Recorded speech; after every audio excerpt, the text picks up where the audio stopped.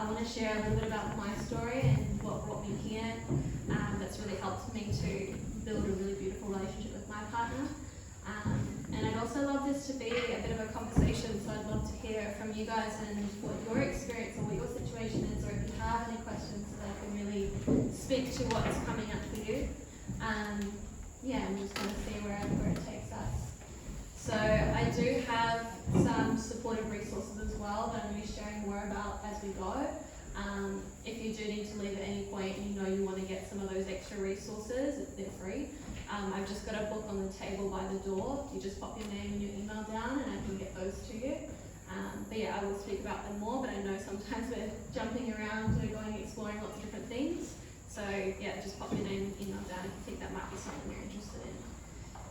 Alright, so my journey with really a lot of my work incorporates inner child work. It's a massive part of what I do and what I share. And I'm really passionate about supporting others in their relationships because we're all in relationship, whether you're in an intimate relationship or not.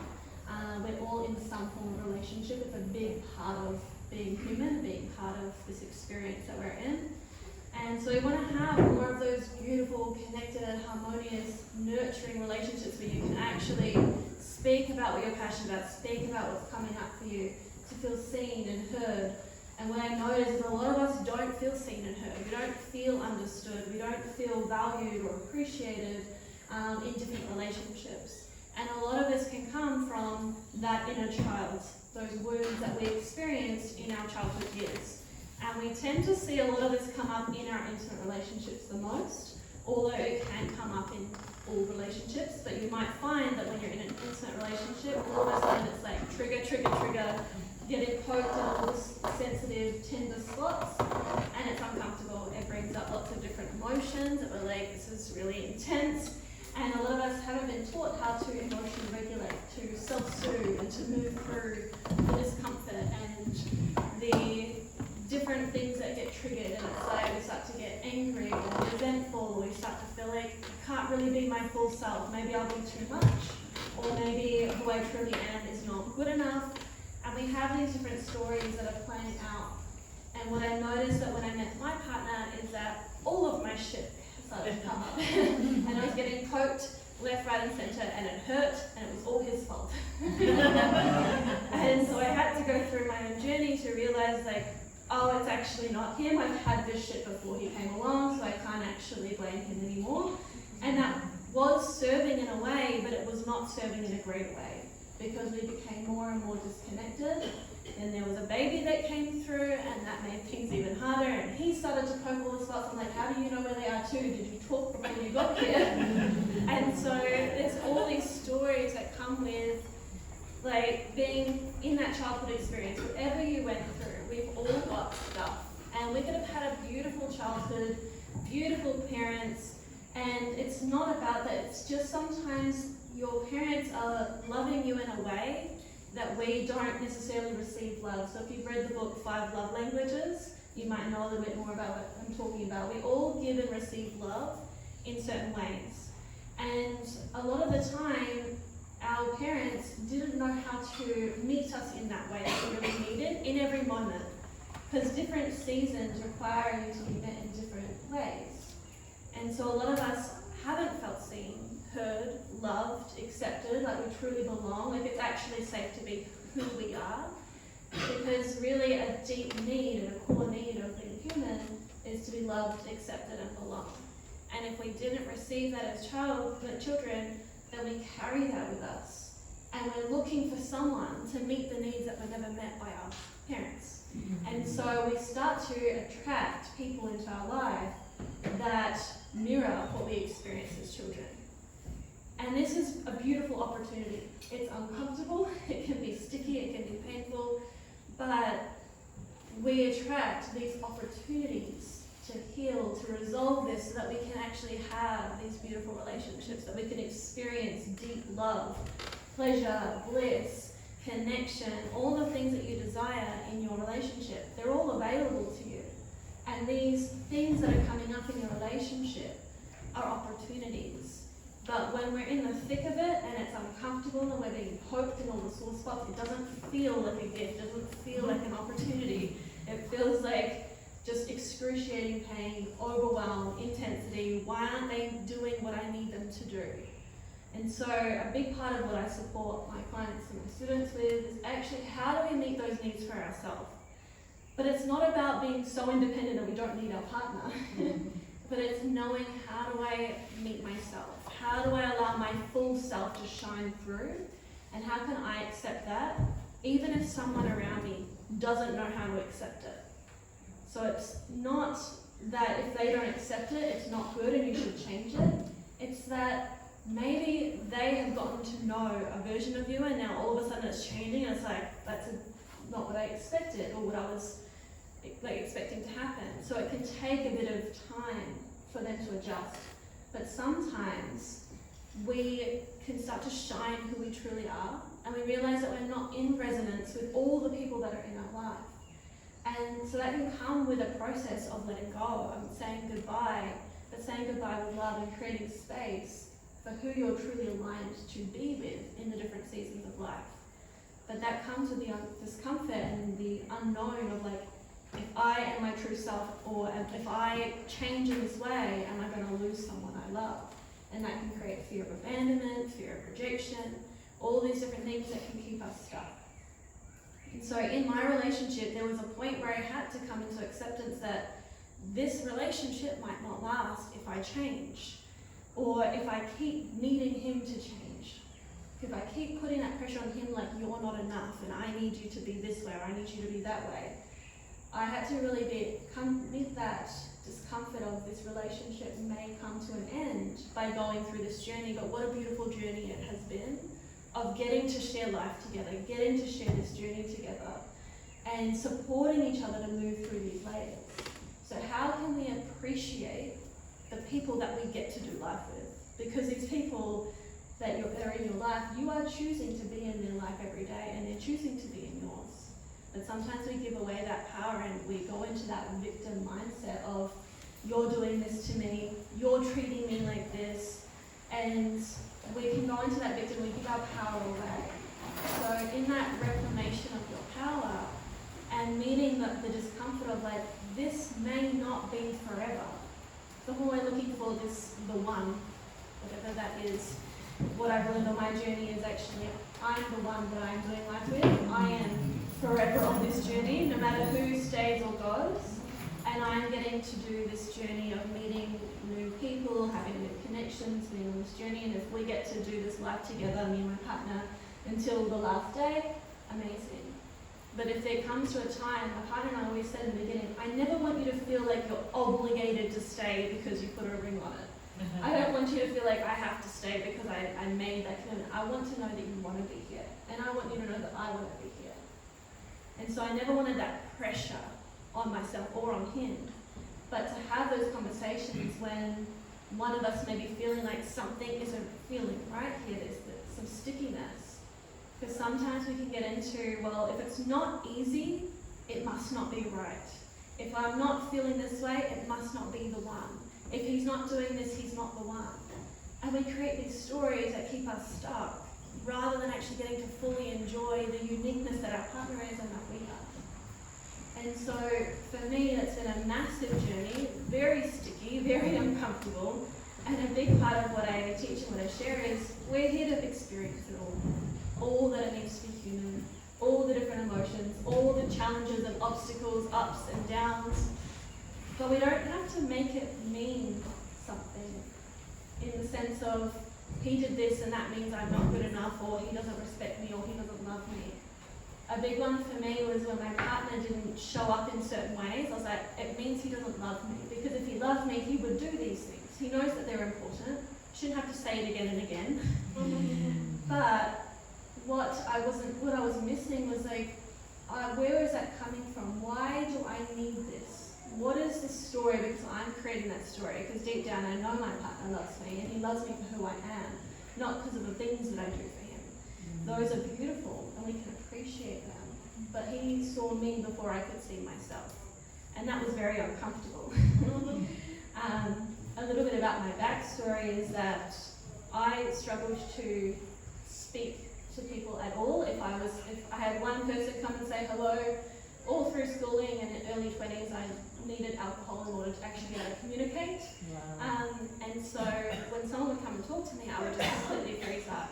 And so when me and my partner first started dating, it completely froze up and I would just choke and I didn't want to say the wrong thing. And then when I would drink, I would find myself getting really reactive and really triggered and feeling like there's something wrong with me.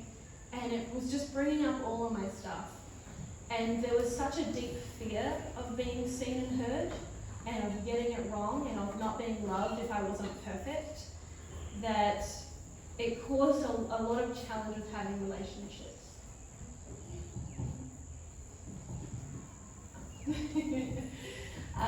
And so for years before meeting my partner, I couldn't seem to get past those like first few weeks of dating. I would just completely freeze up. I didn't know how to express myself. I didn't know how to be myself. I didn't even really know who I was. Whereas when I met my partner, he was finally someone that was able to hold that space while I went through that. And then we've met many challenges along the way, and I've found really powerful tools to first find love for myself and to find that connection for myself. So often we're coming into I want this relationship because I want to feel something, I want to get something out of it. That's why we enter into these. So it's like asking yourself, well, what do you want to get? And how can you actually meet that? How can you actually meet that for yourself? So I really had to start to learn how to meet myself with the love that he had for me, because I couldn't receive that love. I didn't know how because it was so intense. When my baby came through, I was like, I don't know how to receive this amount of love. I was so guarded around my heart that I wasn't able to have that connection because it was just so shut down. And so my journey was actually like, who am I and how can I find my own good enoughness and worthiness and come home to me and love myself so much that my cup is overflowing, that I have so much to give. Because so many of us are giving from empty cups and wondering why we start to feel resentful and overwhelmed and anxious and depressed and fatigued. We need to learn how to fill that cup up and really take care of ourselves so that we're not also getting like really attached on this partner. This person has to be my everything. They have to meet all these needs. They have to do all these things. It's a lot of pressure to put on someone. But when you can learn how to take care of yourself, take care of your nervous system, emotionally regulate, self-soothe, be there for you and love you, your partner gets to do that from their overflowing cup and from that feeling of I actually want to give to you, and by giving to you it fills me up. But when someone like feels like there's this pressure to show up and to do all the things, it's just too much for one person. And I had everything on this one person, like finally someone that can hold space for me, that loves me for me, and he became the everything, the one that I would talk to about all the things. And it was a lot of pressure. And so a big part of my journey was actually building that conscious relationship with myself, doing the inner child work that released a lot of the resentment, the projection, the blaming, and the triggers. A lot of work that I do, people will come to me like, I'm triggered by this thing is happening and it's bringing up all this stuff. And so I'll support them in healing what's actually creating the trigger. Because when your partner's triggering you, they're just the trigger, they're not actually the thing that's being triggered. There's so much beneath the surface, and if you think about the iceberg, the tip of the iceberg is what we're consciously aware of. Everything underneath is all this stuff, and we're like, why does this thing keep happening? Why do I keep meeting the same partner? Why do I keep having the same experience? We need to take a look at like what's actually going on underneath. And one of my biggest gifts is actually seeing that pattern. As soon as someone's sharing with me their situation and what's coming up, it's like bing, bing, bing, bing, bing. And I can just start to see what's really going on, and then from that space really give guidance and support. But I also do a lot of somatic work. So what I find is I have a lot of people come to me with like, oh, I've done counselling, I've done talk therapy. It's like, that's just one part of the equation. There is so much stored. So think of like the tip of the iceberg being the conscious mind, where we do a lot of the talking, which is beautiful and really needed. But then the iceberg underneath is the body, the subconscious mind, where so much stuff is stored that we may not even be aware that's there. And those light bulb moments that I see when I'm working with someone, I'm like, oh, I can see how this that happened in childhood is now playing out like this, and like, oh my God, I didn't see that before. And it's such a beautiful experience when you shine that light of awareness, you reclaim your power and you have the ability and the opportunity to actually do something because you're now aware of what's going on. If you don't know what's going on, you keep hitting the same thing again and again and again, wondering why things aren't changing. And so what I do is I support you to come into that subconscious, into the body, and start to heal those deeper wounds, past trauma, generational trauma, the patterns that are passed down from your mum, your dad, culture, media, all the things that we're conditioned to believe and programmed to believe, especially about ourselves, and we start to shift that. One of my biggest things is like really starting with the foundations, and we need to learn how to regulate our nervous system and our emotions, because a lot of us are reacting rather than responding to what's going on in our life. And when we're in conversation with our partner, we tend to get triggered or reactive, and we can lose ourselves. And what I find happens is the inner child hijacks the system. And it's just like, oh, why did I do that? Why did I say that? And we go away and we think about it, and we can feel shame, which can just get us really stuck in the density, and then we can kind of go into shutdown, coping mechanisms, protective mechanisms. And we just find ourselves getting more and more disconnected from ourselves, from our partner, and feeling powerless and helpless, like what can I actually do to change this? And then sometimes we might even just choose to leave the relationship because it seems easier, or it's like, well, I can't figure this out, nothing's changing, I'm just going to go. And the amount of times that I felt that in my own relationship, that I just was looking for the escape route, because that was my protection mechanism of how can I get out of this discomfort and this pain. And I'm so glad that it didn't, because I kept moving through the layers, and it was a painful process. But every layer I learned so much, and it's become the embodiment of what I share and teach and support others with. And this last, I would say, especially the last 3 years, but over the last year and a half, it's just been mind-blowing how much has shifted because of all the years of work that I've done and exploration. So it's not about needing to get somewhere before you can have the relationship you desire, but you'll find that you receive so much on the journey. And when we can learn to appreciate the people in our life, for why they're here, or like for the fact that they're here, that we get to do life with them, it shifts the whole experience. And that was a massive shift in our relationship when I stopped, or when I shifted my focus from, you're not doing this, you're not showing up for me here, you could be doing this better, and shifted into, wow, look at this person that is just loving me for who I am, look at what he is doing, look at how he is showing up. And this is all relationships.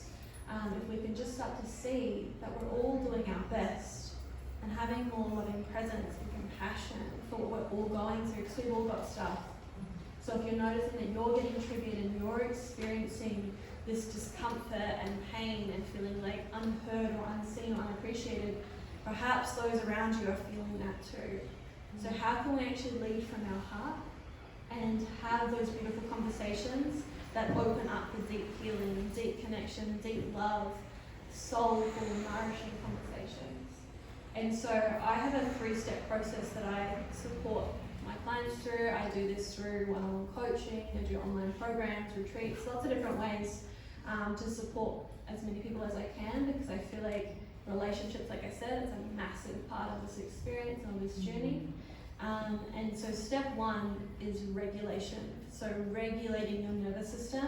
And what I mean by this is learning how to come into a calm state, easeful state, where you're not so overwhelmed by what's going on. Because when we're triggered and overwhelmed, we can't respond consciously. We're in reactivity. And we find ourselves acting from patterns and trauma and wounds, and we tend to have all this stuff that we've piled up and we use it as ammunition. And we don't necessarily do this intentionally or consciously. It's like it hijacks the system. So that inner child work is so important to support that, but you can't do that deeper work unless you've learned how to regulate your nervous system and cultivated that inner calm. That is the first step if you want to do inner child work, or if you're feeling called to do inner child work and heal those deeper wounds.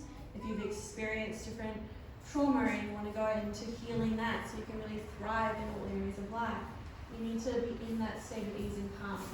Whereas a lot of us are like, oh, this is uncomfortable, we get really triggered and overwhelmed, and that's when we're like, I've got to heal this, I've got to do something. And we're going into freak out, panic mode, problem solving, like, what have I got to do to fix this? First, you actually need to come into that state of ease. And then when you're there, that's when we can do that deeper work. And that comes into step 2, which is the integration phase, where we start to do integrative work, embodied work, inner child work. Integration literally means to become whole. And so that's what I support people with, is becoming whole, coming home to themselves, to their authenticity, expressing themselves.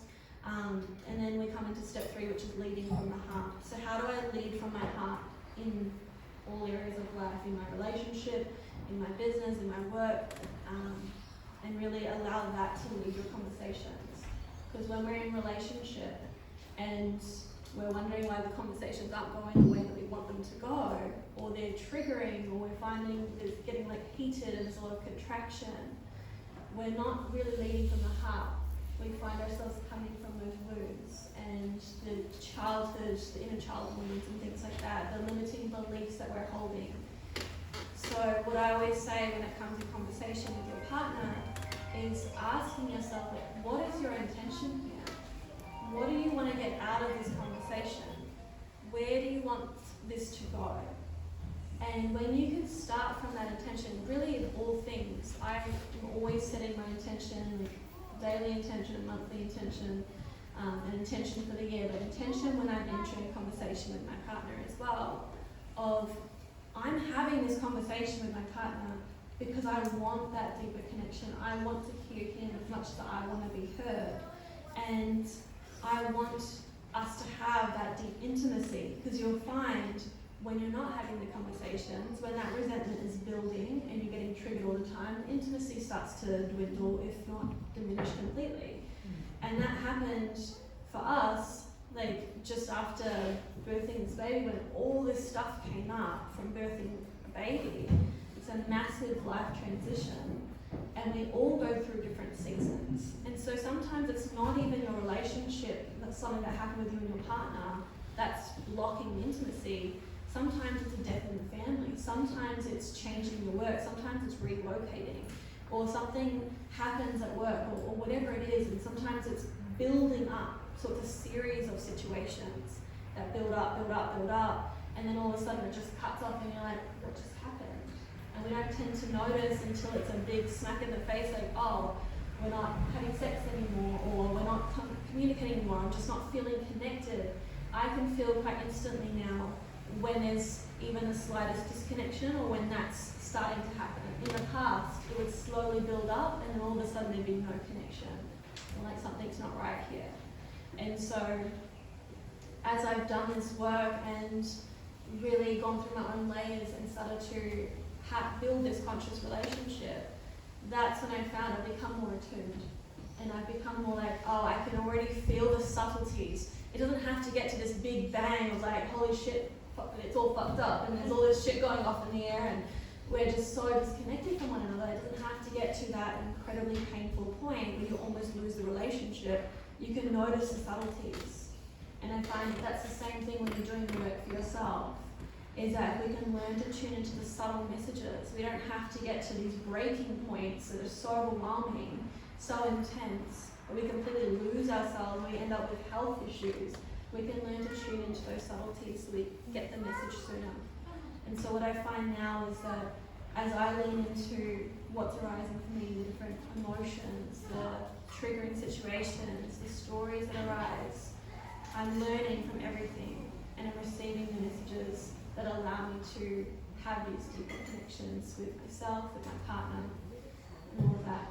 So that 3-step process is regulate, learn how to regulate your nervous system, emotionally regulate, that self-soothing, so important. I do have an ebook called Regulate, which has practices in there to support you. So as I said, there's a book at the door. Just write your name and I'm going to send you through whatever I shared out today.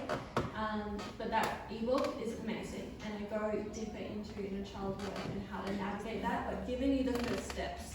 And it's free to download, and it'll give you different actually guided audios to move into that state of calm. Then we go into the integration work. So I'm a breathwork facilitator, and I do somatic experiencing as well that brings you into your physical body so that you can actually meet these different parts that may be hijacking your system, and we can love them. We're not here to get rid of anything. I'm all about embracing everything. Because if you think about it, these inner children that are here, they're doing what they learned in a past time. They're doing what they learned how to protect themselves. So they're just trying to protect from further pain, from losing love, from feeling not good enough, from feeling not heard, and they're doing what they know in order to feel safe. So if we can meet these parts and be like, I'm here for you, what do you need? I'm here to love you, I'm here to take care of you, and to give to them what the original caregivers didn't know how to give them. So like I was sharing about earlier, many of us haven't felt seen, haven't felt hurt, haven't felt loved or appreciated, or there's something that happened in our childhood. And I also just want to mention here, inner child doesn't necessarily mean 7 years old or any age at all. It means younger version of stuff. It could have been yesterday, it could have been last week, it could have been a year ago. So when I say inner child, I'm just talking about a younger version of you that is holding on to something that is not who you truly are, or it's like a wound, it's a limiting belief, it's a story. And so when you meet that part and you can understand it, why is it holding on to this? Why is it responding in this way? Why is it hijacking the system? And when we can see that it's actually just trying to protect you because you are so freaking precious that it just wants to keep you safe, then we can appreciate it and we can give gratitude. We're like, I see you. It's okay, I'm here with you. And you don't have to hold on to this. You don't have to carry this responsibility. A lot of us have our inner children like hijacking the system when it comes to our sexuality, when it comes to our intimate relationship. Maybe a 5-year-old self, maybe a 15-year-old self, that past version of you, it's not their responsibility to carry this. But they've been doing that as a way to protect you and keep you safe. To get those needs met in some way, or however it thinks it's going to get those needs met. So if we can meet and be like, I see you and I thank you for your service, you don't have to carry that anymore, and we can start to put in new seeds of providing the wisdom that's going to support that part to evolve and grow and move into a state of security and safety and love. When we can give them the needs that it's been craving being met from, whether it's the original caregiver or someone else that they've been needing something from, because that's what tends to happen, is that that need hasn't been met. So you'll find that inner child is craving, like, please meet my need, please meet my need. And it's trying to do anything it can to get that need met, even abandoning yourself, even beating yourself up or criticizing yourself or putting yourself down. In some way, it believes that is serving it. So if we can understand it and meet that part and say, you don't need to do it that way, we can actually do it this way. But we're not doing it in a way of criticizing this part, we're just showing it a new way of how this can actually be of greater service and how this can be more fun and enjoyable and safe and bring more love than it could have even imagined. When we can rewire the belief systems around, you have always been good enough, you have always been worthy, you deserve all of the love and all of the goodness and all the beauty life has to offer, this part can start to feel safe, it can start to integrate and come into wholeness. And it doesn't have to block you from your pleasure and your love and the beauty and the abundance and all the things that you deserve. So we go into the body because often the mind gets in the way. And so we want to come into the body and find where is this inner child actually stored inside of you. Often you'll find that it's stored in a part where you might experience a lot of tension, a lot of physical pain, maybe a disease or an illness. And this part is like this dense energy that's stuck somewhere. And so we connect to that part and we give it a voice and we allow it to be seen and heard and loved, and that's how it integrates. So a lot of the time I'll get people come to me, I need to get rid of this thing. This is not serving me, or I'm self-sabotaging. It's like, I don't believe that we actually self-sabotage or do things that don't serve. It's just that the present self knows that this isn't the highest service way. But this part that is doing the thing, the protective mechanism, the coping mechanism, it believes this is of service, otherwise it wouldn't do it. And so we can meet that part and show it how it's actually not the best way, or like this isn't actually serving, or this is hurting, this is causing more harm. And we can give it some new ways that are actually really empowering and nourishing. That part of you can start to integrate and release the control of your life and your relationships. And then that creates a space to build those relationships that you truly desire, to have the life that you truly desire, to experience abundance. And then we come into step 3, which is lead from the heart. And like I said, that's how do I get out of the head and the ego, or what I think I should want, or what I think I should do, or what I think I should believe, what they say that I should do. And we can give so much power away. How do we bring that power home? Step into your personal power, reclaim your innate worthiness of you're already worthy. It's not a destination to get to, you were born with it. And we come home to that worthiness. And then we bring that worthiness into our relationship. And when we know that we're good enough, when we know we're amazing and we're worthy, we shine and we show up as our full self. And our partner gets to experience the beauty of that full self. And if it's not for them, that's okay. And we create space for that aligned being to do life with. And that's beautiful too. We can still appreciate everyone that's been on this journey with us. I have so much appreciation now for all the experiences I had prior to my partner, because it led me here. And it gave me the push and the kick up the ass that I needed to be like, enough is enough, I don't want to be treated this way anymore, I deserve better. And the reason I wasn't getting treated that way is I didn't actually feel worthy or deserving of more.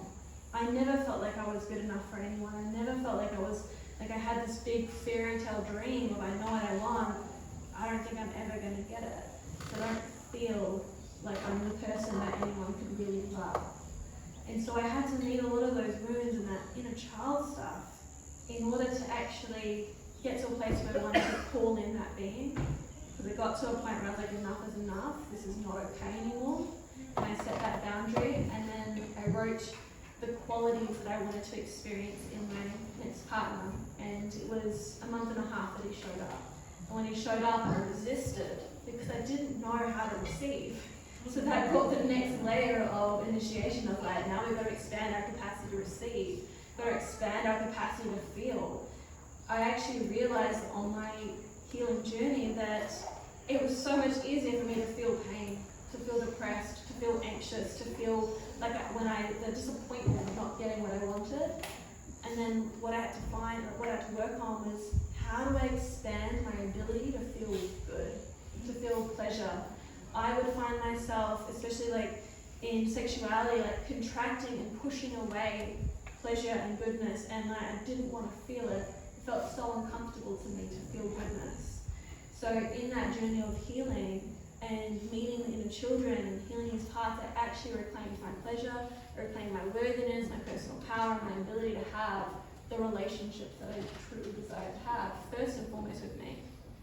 And so there was a period of my relationship where I realized that shit was not going the way that I wanted, and I kept hitting this wall, and we kept having the same conversation. It's like, fuck, is this ever going to change?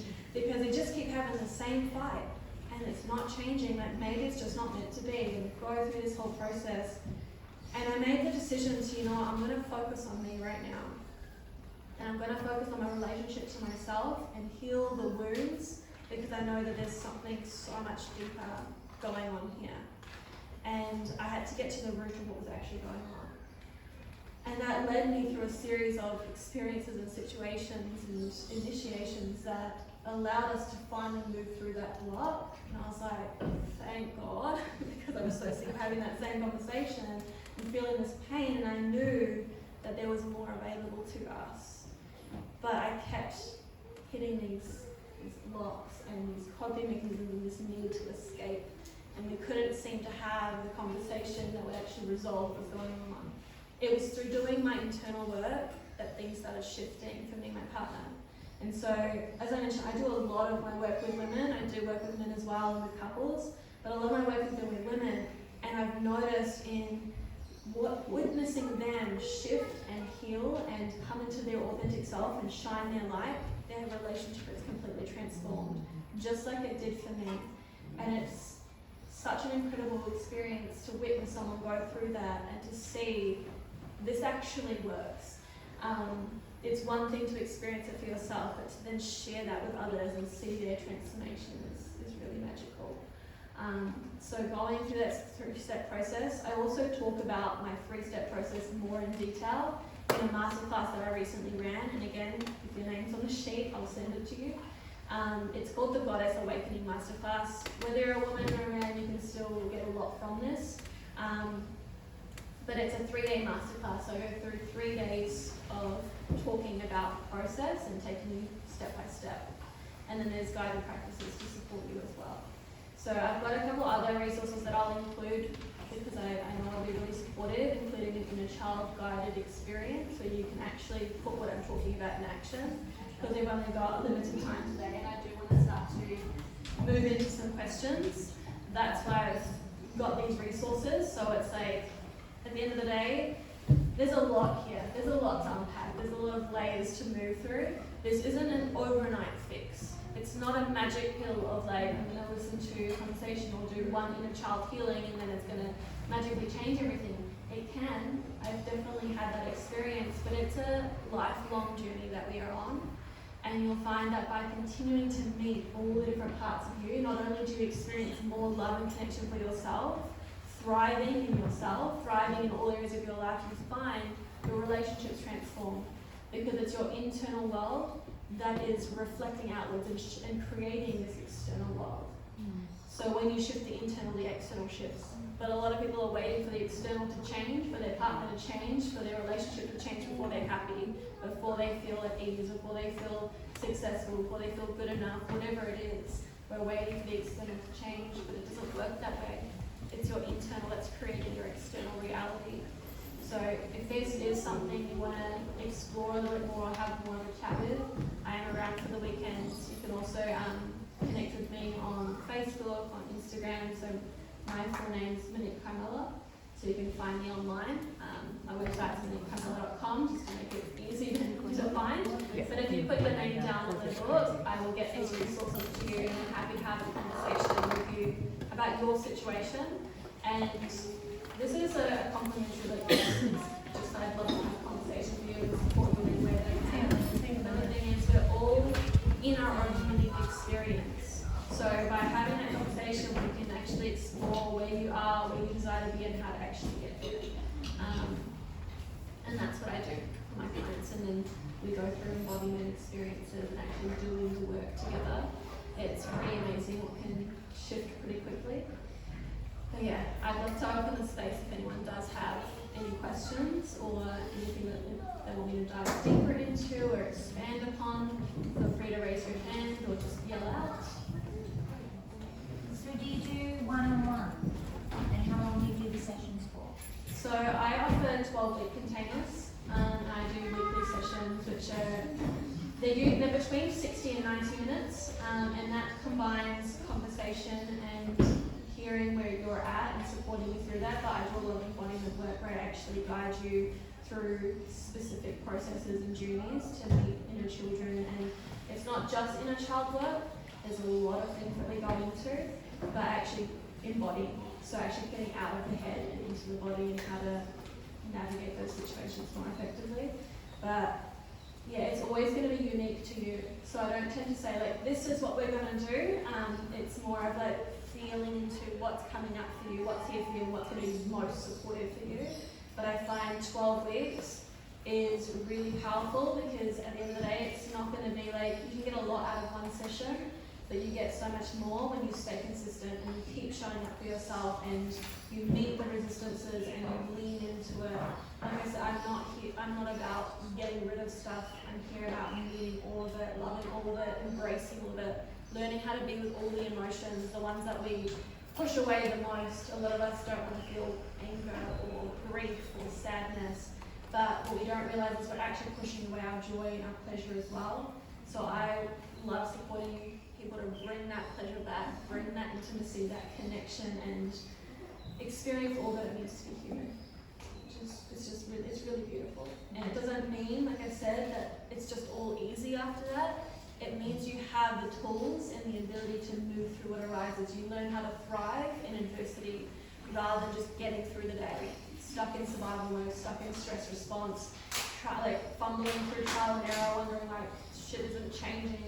We actually get to move through that together. Something that really shifted for me was getting that support for myself, because I tried to do it on my own for so long and it just wasn't happening, and it was so painful. When I had that support, that's when things actually started to really shift for me, and that's what I love to offer others. I think it's so important that we realize that this isn't a journey we do alone. We are tribal beings. We are designed to be in community, in relationship, but we weren't really taught how to do it.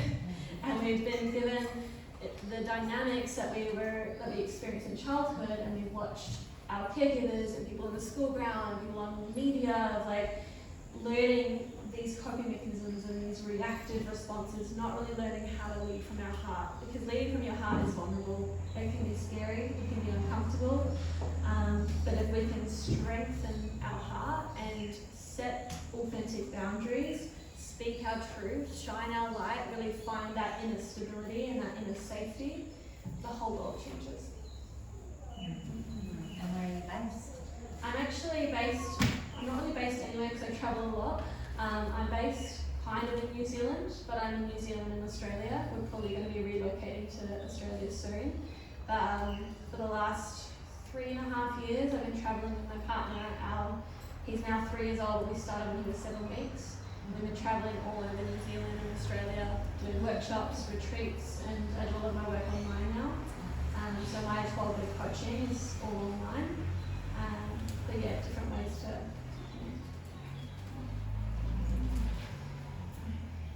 The online coaching is a one-to-one or is One-to-one. Where's your next retreat? I'm actually going to be doing a women's sexuality 5-day retreat in New Zealand in November.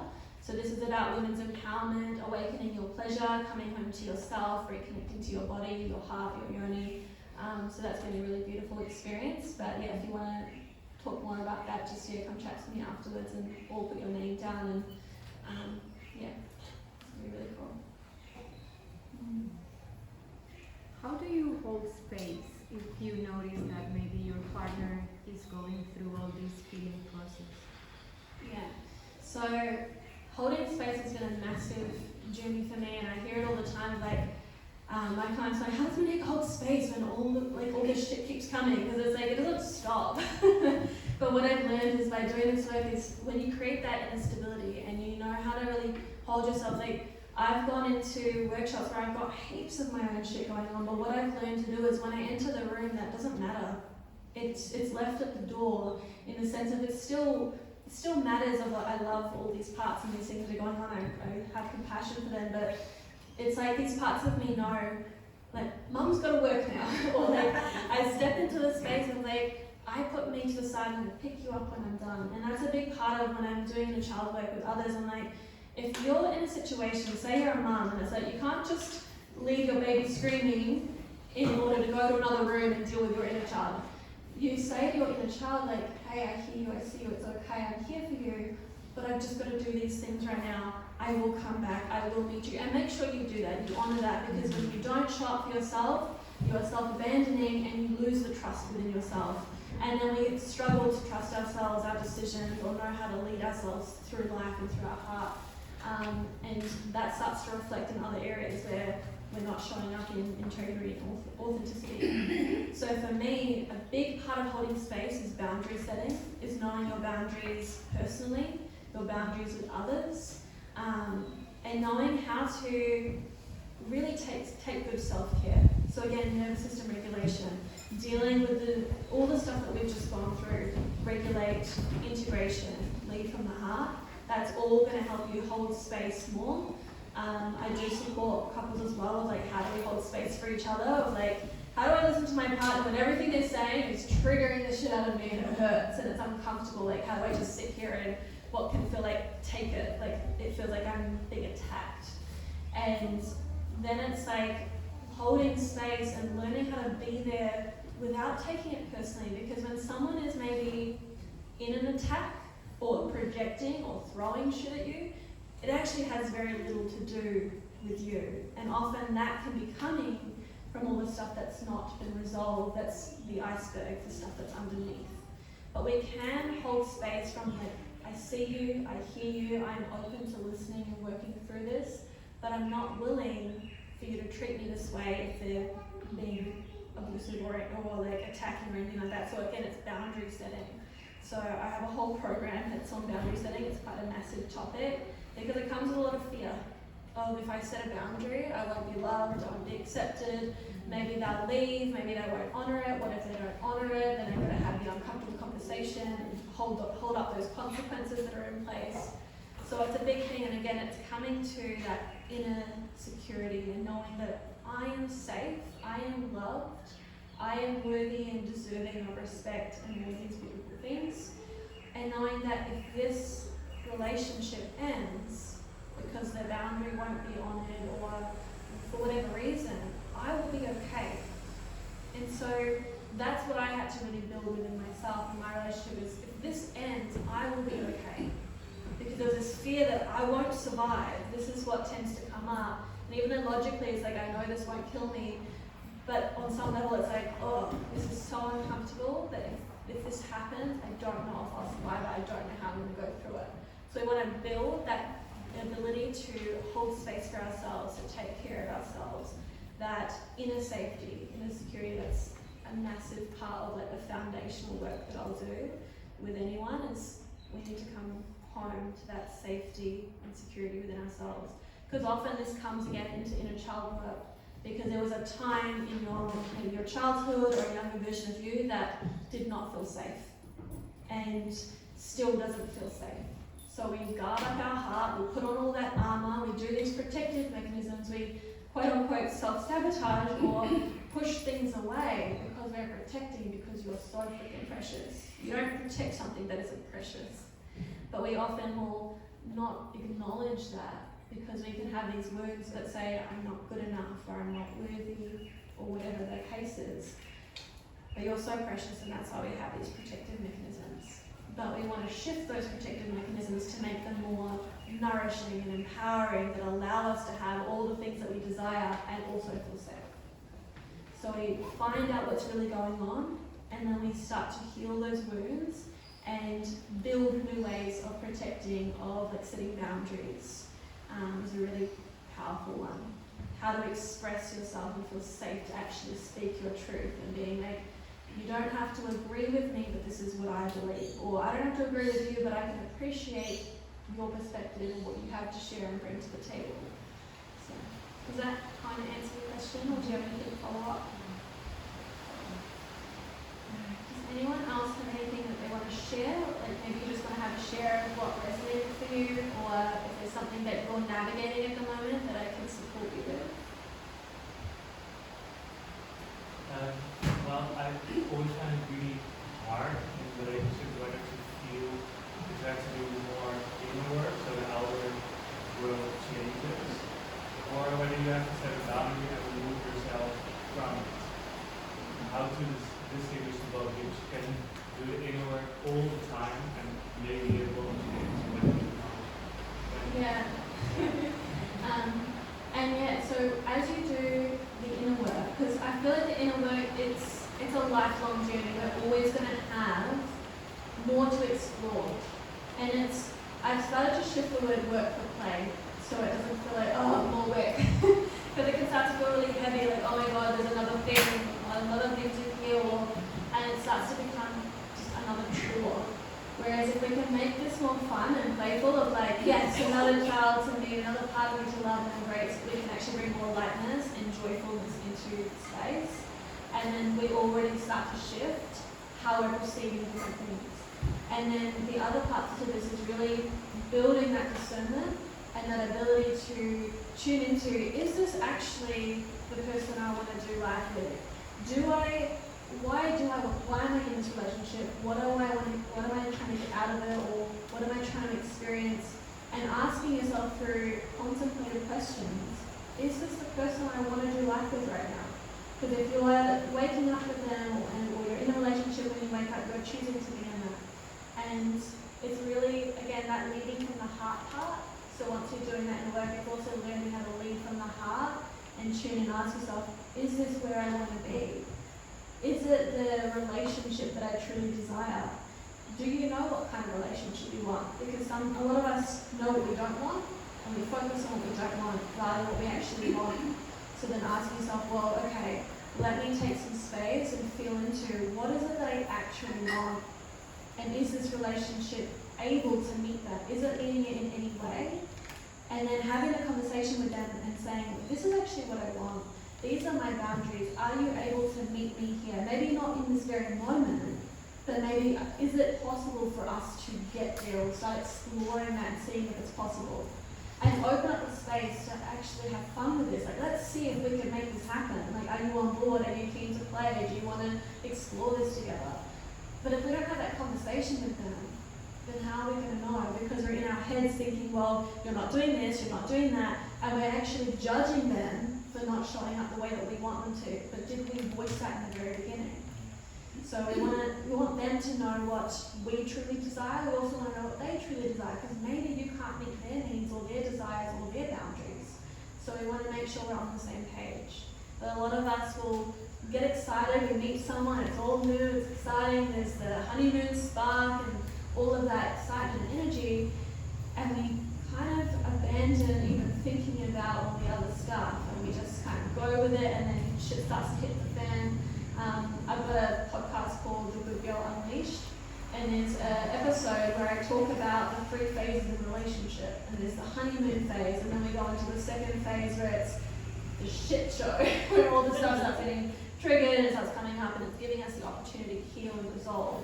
So then the third phase is when you start to move through a lot of that stuff, and you start to learn how to lead from your heart, have those conscious conversations. You enter this new phase, which is where my partner and I are now. It doesn't mean it's all just magic all the time or happy days all the time, but it's very, very magical. And it's like, not only do we have the honeymoon spark, we've got this depth, because I now know him better, he now knows me, and we have gone through so much. And there's a depth of connection that you can't get in that honeymoon phase, but a lot of us are trying to get back to the honeymoon phase rather than moving forwards, because we don't realize what's actually on the other side of doing that inner work for ourselves.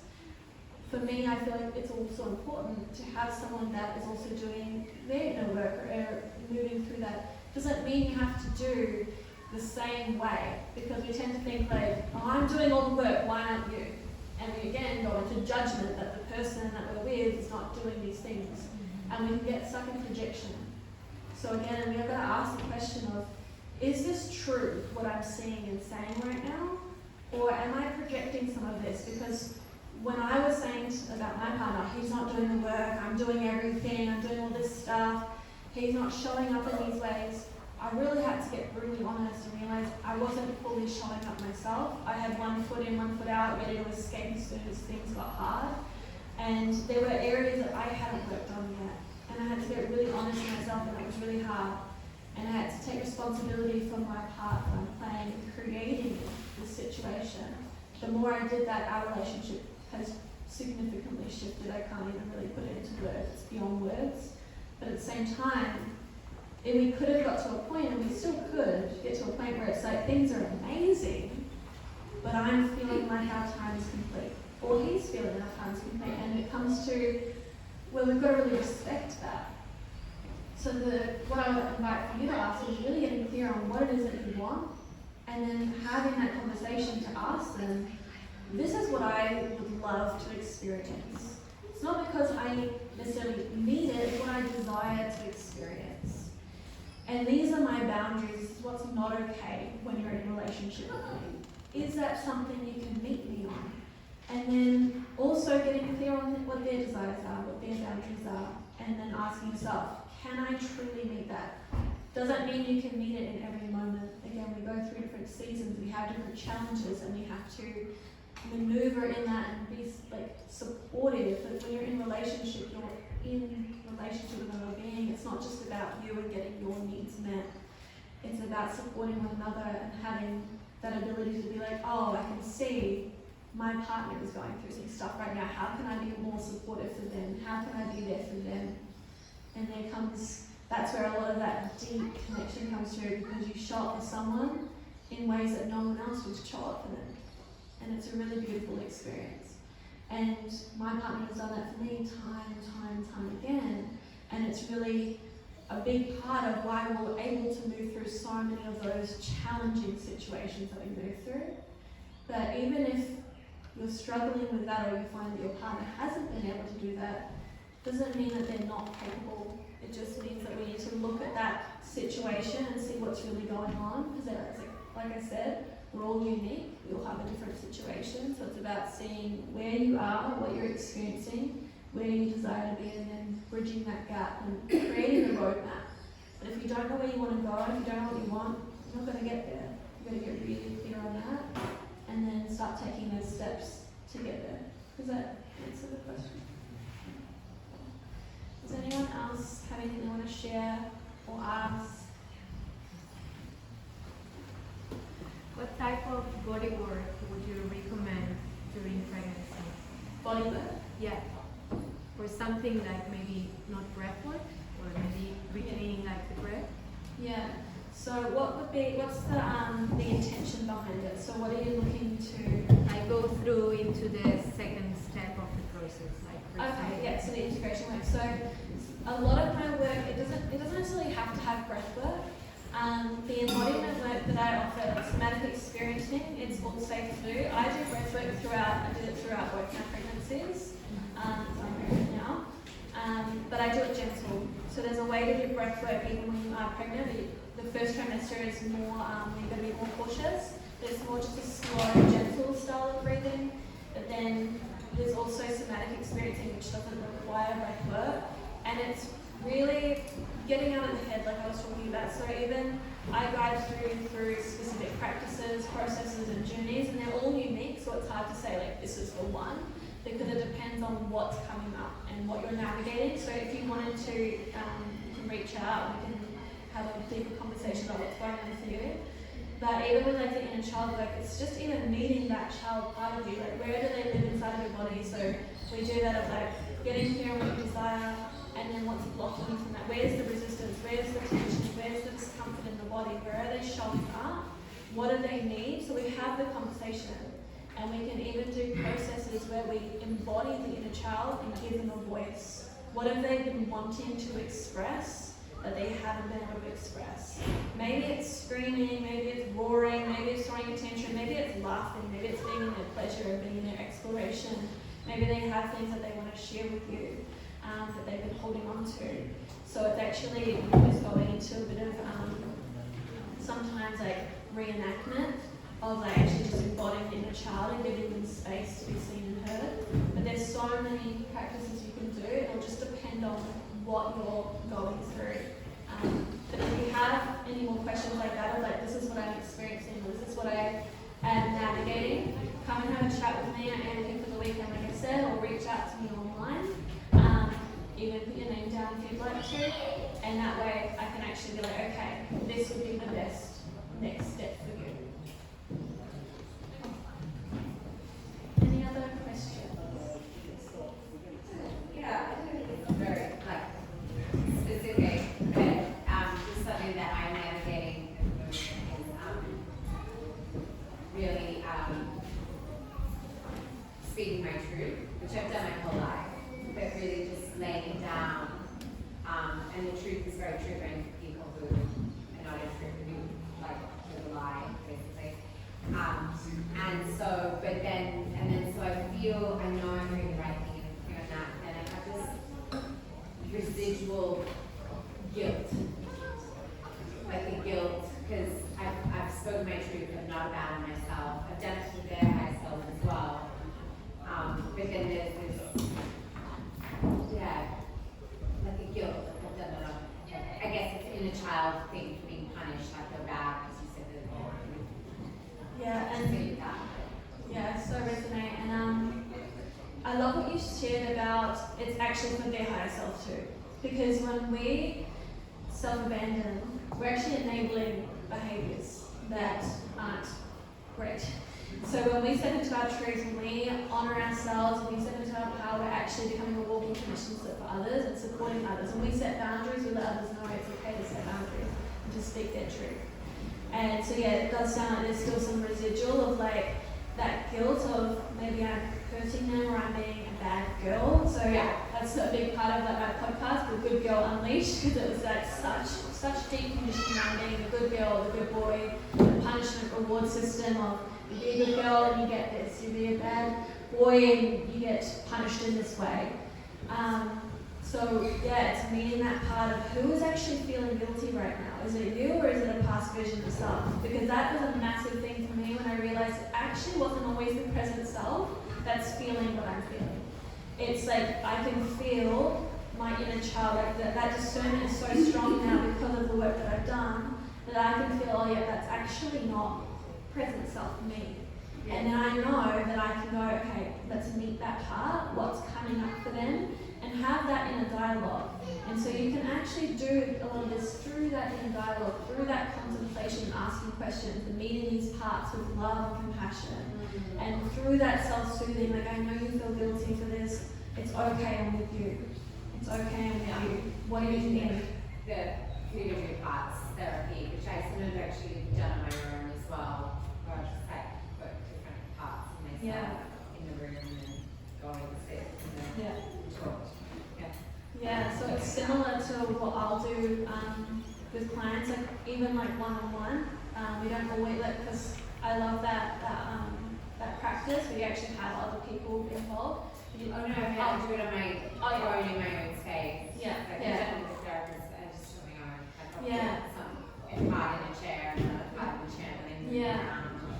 Yeah, so that's what I definitely incorporate that as well. And even through like writing a letter. So if you journal like what you want to say or what your inner child wants to say, so if you did a letter to your inner child and then they maybe want to respond, some of these things can be really hard to do on our own, which is why we get support and we have some form of coach or mentor or someone that can guide us through that.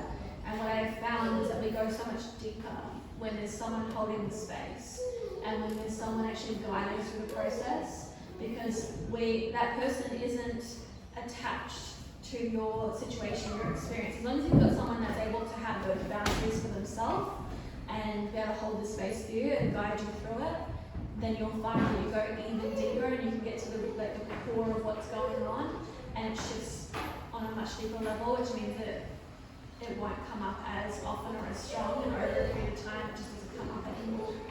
So I found like, especially the triggers, that's a big thing that comes up for people in relationships. It's something that was really strong for me. That in the beginning, the triggers, it was like an explosion. Like I just felt like a literal explosion. And I felt this just like tornado energy. It was like, back away because someone's gonna get hurt. And then over time, through meeting these different parts and understanding what was actually getting triggered, I can still feel a trigger, but it doesn't overwhelm me anymore. I'm like, oh, okay, I'm just gonna take some space. I'm gonna nurture myself through this. And if I need support, I'm able to ask my partner, okay, this is coming up, can you hold space, can you be there for me? Rather than expecting him just to know. So yeah, what I've found is that as you do this deeper work and you have that support from someone, you're able to move through those layers at a much faster and smoother rate. And then you find that those things just don't show up anymore. We don't feel that guilt anymore. We're like, oh, I feel proud, I feel celebratory, I've just like spoken my truth and I just feel so good about it, I feel so grounded and confident, and it's like this, what I found, to give you a little example, is when I first started speaking. So if you were in my chat earlier, I did a chat here with my good friend Erin about embracing all of you, and I was speaking about how my throat was so shut down. And the first time I went to do a live on Facebook, I threw my phone across the room. I had this massive panic attack. And then like I couldn't even do a pre-recorded video. I was just terrified of the camera and speaking in front of people. I could barely speak to my partner, let alone a room full of people. And what I found was that by going through this work, like even like I hated my voice. So it really resonates with like speaking that truth was just felt impossible for me. And I hated the sound of my own voice, whereas now I'll listen back to like a masterclass that I ran and I'm like, oh my god, I feel so good. I'm like really celebratory. I'm like smiling. I'm like, oh, how embarrassing. I'm like smiling at myself. I actually take notes because this is some good stuff here. And so it's really good now. Whereas before it was like, oh, like I feel nauseous when I listened to myself. And so when I work with my clients, the thing I love about doing online is we record them so that they can re-listen and they can receive. Because by listening, like to this chat again, you'll find you receive so much from it. If you go and listen to the masterclass I mentioned, you'll receive more times you listen to it. But we'll only receive so much at one time, and then as we listen to it again, through that repetition, it sinks deeper, like planting those seeds, and they get nurtured and they grow and blossom. And so now it's like gone from being nauseous from like hearing myself to like, oh, look at me go, and I'm so excited, and I feel elated, and like I rise up and that light shines brighter and brighter and brighter. So same with this of like speaking your truth more and really celebrating yourself. Yeah, it's actually interesting. I've been speaking my truth my entire life. I came out of the world weird like that, much to the dismay of people here.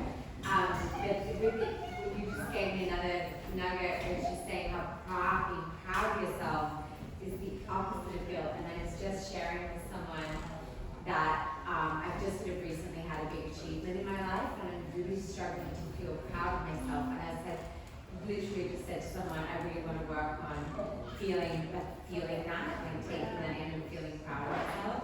And so I know I'll go from now moving into a process with guilt and how that is actually part of that. That's the right trigger for that. So yeah, thank you. Yeah, it's like expanding your capacity to feel peace that we spoke on earlier. It's like I was really struggling to feel joy and pleasure and goodness, and celebrating myself was like so foreign. So these things we have to practice. And if you can celebrate yourself, even for one thing every day, you will see so much transform in your life. I actually have a reminder that goes off on my phone every day, 3 gratitudes and 3 celebrations. And I've gotten to the practice of celebrating and like cheering myself on, and it's completely transformed how I see myself, the relationship I have with myself, and then it transforms how I see others and how I support others. And I'm just constantly feeling this celebration and the beauty of life. And even when shit's hitting the fan, there's so many challenges, and there's a lot of stickiness and discomfort, I can still celebrate those moments. And when you have a day where you're like, I can't think of anything to celebrate, I can't think of anything to be grateful for, that's when you need to do it the most. You want to build up that muscle of celebrating, acknowledging yourself. And the more that you acknowledge yourself, the more seen you feel, the more heard you feel, and then the more that's reflected to you as well.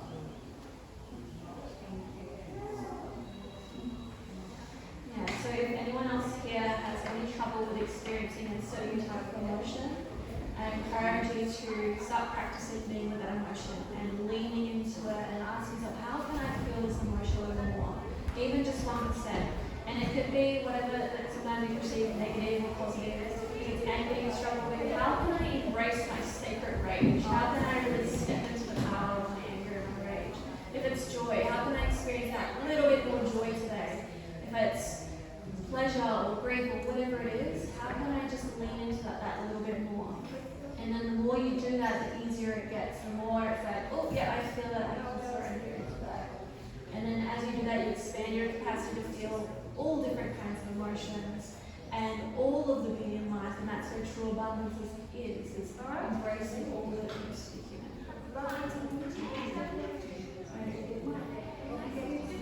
So thank you all so much for being here with me today. If you want to have more of a chat, I'll be around for a little bit after this. I'll be around this weekend. Reach out to mine. I'd love to stay connected and share more goodness with you and hear more about your experience, and if I can support you anymore. Of course, I would love to. All your questions are welcome.